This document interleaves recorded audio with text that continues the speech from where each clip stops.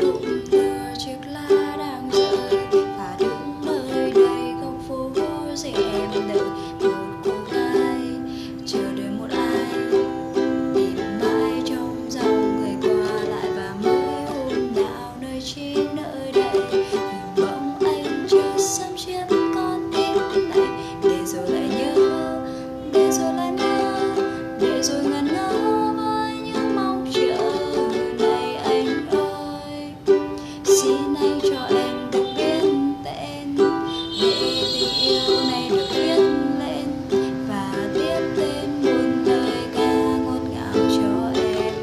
Và anh ơi, mong gặp lại anh trong sớm mai, để những giai điệu này được ngân nga lời yêu anh mãi mãi. Và tình yêu ấy sẽ không thay lời, nguyện cùng anh đi hết con đường xa.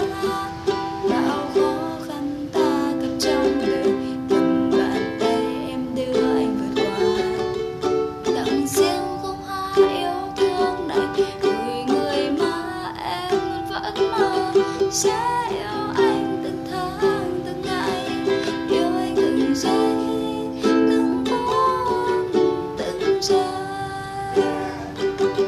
Phút ngây ngộ khi ta lặng quên, thấy ấm áp nắm đôi tay anh mình, lặng nhìn nhau qua ánh mắt, để em biết anh là dành cho em.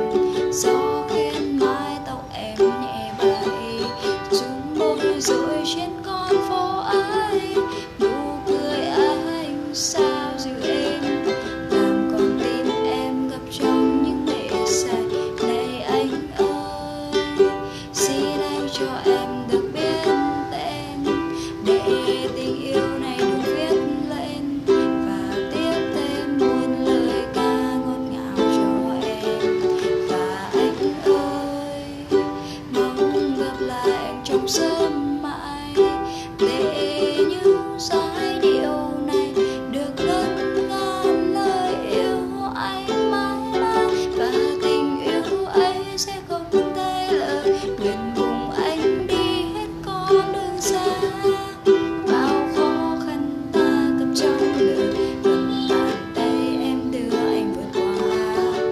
Tặng riêng khúc hát yêu thương này gửi người mà em vẫn mơ, sẽ yêu anh từng tháng từng ngày, yêu anh từng giây từng phút từng giờ.